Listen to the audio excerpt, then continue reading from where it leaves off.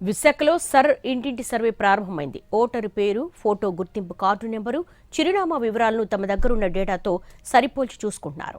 తొలి రోజు సర్వేలో చిరునామాలు మిస్ మ్యాచ్ అయిన సమస్యలు వెలుగు చూస్తున్నాయి. విశాఖలో సర్వే ప్రక్రియ తీరుపై మరింత సమాచారం మా ప్రతినిధి రవిచంద్ర అందిస్తారు.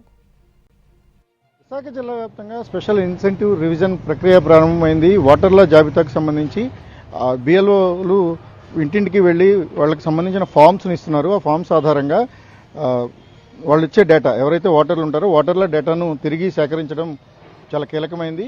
ఈ ఓటర్ను నిర్ధారించుకున్న తర్వాత మాత్రమే వారి పేరును జాబితాలో చేరుస్తారు. సరే, ఏ వివరాలను మీ దగ్గర నుంచి సేకరిస్తున్నారు? ఏదైతే 2002లోని నా ఓటు ఎక్కడుందో, నా ఓటు కనుక లేని పక్షంలో మా తల్లిదండ్రులు, మా కుటుంబ సభ్యుల ఓట్లు ఏవైతే ఉన్నాయో, రక్త సంబంధికులు ఎవరైతే ఉన్నారో వాళ్ళ ఓటు ఎక్కడుంది, వాళ్ళకి నేను ఏమి అవుతాను, వాళ్ళకి బంధుత్వం ఏంటి, కొడుకునా లేకపోతే అల్లుడినా లేకపోతే ఏంటి అన్న దాని మీద పూర్తి స్థాయిలో ఒక ఎన్యుమరేషన్ ఫార్మ్ ఇవ్వటం, బూత్ లెవెల్ ఆఫీసర్లు ఇవాళ ఇంటింటికి రావటం, ఈ ప్రక్రియ మొదలు పెట్టడం అన్నది ఇవాళ శ్రీకారం చుట్టారు. ఏదైతే 2002 ఓటర్లలోని కనుక పేర్లు లేకపోయినట్టయితే కొత్త ఓటర్లను కూడా నమోదు చేసుకున్నటువంటి ప్రక్రియ ఫార్మ్ 6 పేరుతోని అది కూడా నమోదు చేసుకునేటువంటి అవకాశం ఉంది. పూర్తి స్థాయిలో ఆధారాలు, ఈ ఇంట్లో నివసిస్తున్నటువంటిది ఏవైతే ఉన్నాయో ఐడెంటిటీ ప్రూఫ్స్, అడ్రస్ ప్రూఫ్తో సైతం పూర్తి స్థాయిలో సంబంధిత డాక్యుమెంట్స్ అన్ని కూడా సమర్పించాల్సి ఉంది.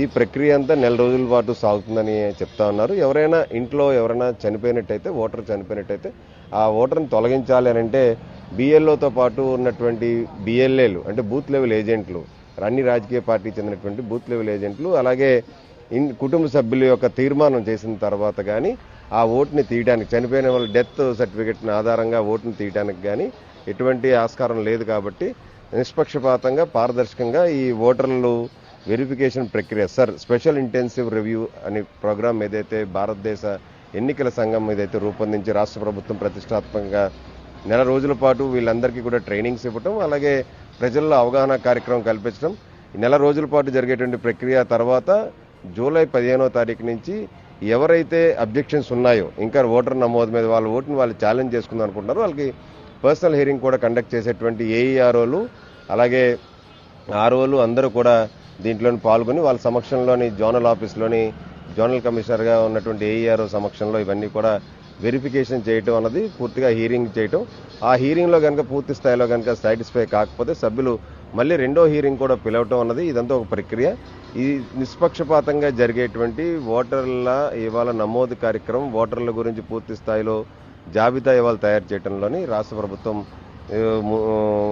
పూర్తి స్థాయిలో ఇవాళ అన్ని విధాలుగా కార్యక్రమాలు చేపడుతుంది. దీనికి రాష్ట్రంలో ఉన్నటువంటి ప్రతి ఒక్క ఓటరు వాళ్ళు బాధ్యతాయుతంగా వాళ్ళ హక్కు ఏదైతే ఉందో వాళ్ళ ఓటు హక్కును వినియోగించుకోవడానికి ఏ ప్రాంతంలో ఉంటున్నారు అంటే, ఒకవేళ మైగ్రేట్ అయ్యి ఇక్కడ కనుక వచ్చినట్టయితే ఈ ప్రాంతానికి విజయనగరం, శ్రీకాకుళం లేకపోతే ఇతర ప్రాంతాల నుంచి వాళ్ళ ఊర్లో ఓటు ఉంచుకోవాలా లేకపోతే ఇక్కడ వార్డులో ఇక్కడ ఓటు ఉంచుకోవాలన్నది వాళ్ళు నిర్ధారించుకొని దానికి కూడా డిక్లరేషన్ ఇవ్వాల్సి ఉంటుంది. ఒక మనిషికి 2-3 చోట్ల ఓట్లు ఉండేటండి, ఇల్లు షిఫ్టింగ్ అయ్యేటప్పుడు ఆ ఓట్లు తొలగించకపోవడం, ఆ ఓట్లు తొలగించడానికి అవకాశం లేకపోవడం, ఇప్పుడు ఆధార్ నెంబర్తో సైతం అలాగే ఫోన్ నెంబర్లు మొత్తం అన్నీ కూడా పూర్తి స్థాయిలో డేటా ఇవాళ సమీకరించడంతో ఓటర్లు ఎక్కువ శాతం 4-5 చోట్ల ఓటు ఉండేటువంటి పరిస్థితి ఉండదు. స్పెషల్ ఇంటెన్సివ్ రివిజన్ ద్వారా ఓటర్ల జాబితాలో ఉన్న తప్పులను సరిదిద్దడం అనేది కీలకంగా ఎన్నికల సంఘం భావిస్తుంది.